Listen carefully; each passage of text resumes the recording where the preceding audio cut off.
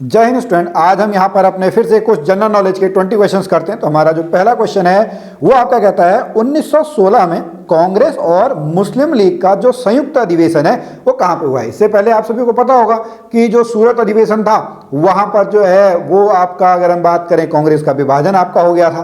तो उसके बाद सन 1916 में लखनऊ पैक्ट होता है, या हम कहें लखनऊ में जो आपका एक संयुक्त अधिवेशन होता है जहाँ पर कांग्रेस दोबारा से आपका क्या आती है, साथ काम करते हैं नरम दल गरम दल वाले, या फिर हम बात करें कांग्रेस और जो मुस्लिम लीग है, ठीक है, उसका संयुक्त अधिवेशन आपका लखनऊ में होता है। मैं आपको बता दूं मुस्लिम लीग की स्थापना सन 1906 में आपकी होती है और 1907 में आपका सूरत में जो है कांग्रेस का विभाजन होता है। अगला क्वेश्चन, क्वेश्चन नंबर 2 पे हम चलते हैं। नोबेल शांति पुरस्कार किस नगर में दिया जाता है? तो जो नोबेल शांति पुरस्कार है ये जो आपके अल्फ्रेड नोबेल हैं उनके द्वारा आपका शुरू किया गया था। उन्होंने डायनामाइट की आपकी खोज की थी। स्टोरी आप सभी को पूरी पता होगी और यहाँ से आप जरूर एक क्वेश्चन आप यहाँ पर बन के देखेंगे और करंट अफेयर में भी आपका क्वेश्चन आ सकता है कि भाई जो इस वर्ष है या जो पिछले वर्ष है किसको आपका नोबेल पुरस्कार जो है वो आपका दिया गया। तो ये आपका नोबेल का जो शांति पुरस्कार है ये आपका ओस्लो में मिलता है। ये आपका कहाँ पे है? ये आपका नॉर्वे में है। कहाँ पे है? नॉर्वे में। अगला क्वेश्चन, क्वेश्चन नंबर 3,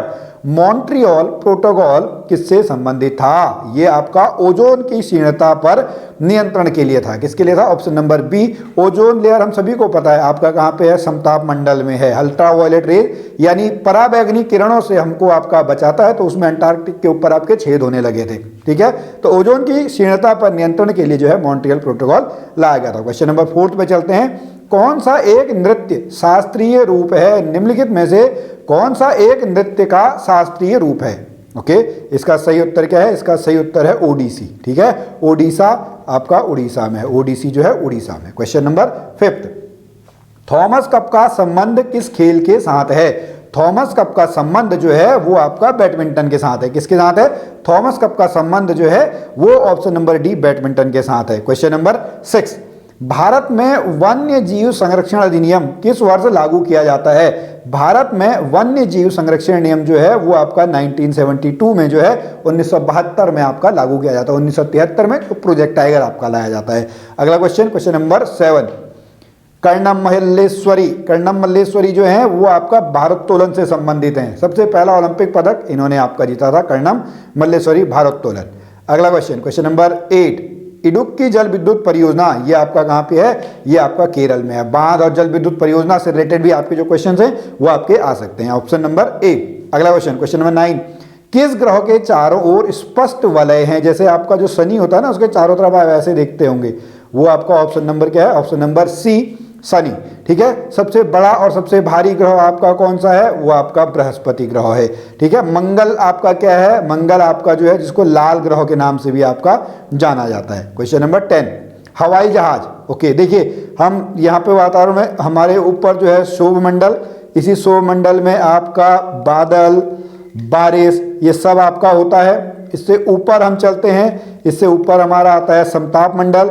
समताप मंडल में जो है वो आपके हवाई जहाज आपके चलते हैं। ठीक है, समताप मंडल के ऊपर बाद में आपका जो है मध्य मंडल आता है, फिर उसके बाद आपका जो है बाहर बाह्य मंडल आता है। ओके, इस तरीके से आपका चलता है। ओके, इसका सही उत्तर आपका है हवाई जहाज जो है वो आपके समताप मंडल जो है ऑप्शन नंबर 20 का सही उत्तर है। क्वेश्चन नंबर 11, एक देशांतर को पार करने में दो स्थानों के स्थानीय समय के बीच का अंतर कितना होता है? ये अंतर आपका 4 मिनट का होता है। कितना होता है? 4 मिनट का अंतर होता है। ठीक है, और हम ग्रीनविच मीन टाइम से कितना आगे हैं? हम ग्रीनविच मीन टाइम से आपका 5.5 घंटे जो है 5.5 घंटे हम आपका आगे चल रहे हैं। क्वेश्चन नंबर 12, सिख धर्म का संस्थापक किसे माना जाता है? तो गुरु नानक देव जी को माना जाता है। ये उनके कौन थे? ये आपके अंतिम गुरु थे। कौन से? जो आपके गुरु गोविंद सिंह हैं, गुरु गोविंद सिंह इनके आपके अंतिम गुरु थे। गुरु गोविंद सिंह ने कौन से पंथ की स्थापना की थी? तो गुरु गोविंद सिंह जी ने आपका खालसा पंथ की स्थापना की थी। किसकी की थी? खालसा पंथ की। संस्थापक जो है गुरु नानक आपके हैं। अगला क्वेश्चन, क्वेश्चन नंबर 13, इनके साथ भारत में ब्रिटिश को, अच्छा इसके साथ भारत में ब्रिटिश को फ्रांसीसी चुनौती, ये आपका हुआ था वांडीवास का युद्ध।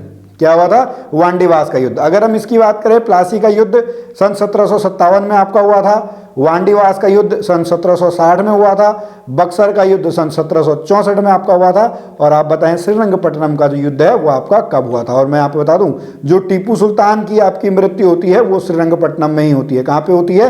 टीपू सुल्तान की मृत्यु जो है वो श्रीरंगपट्टनम में होती है इसका। लेकिन आंसर क्वेश्चन नंबर 13 का जो है वो है वांडीवास। क्वेश्चन नंबर 14, किस देश में दोहरी नागरिकता पॉलिसी ऑफ ड्यूअल सिटीजनशिप का सिद्धांत स्वीकार किया गया है?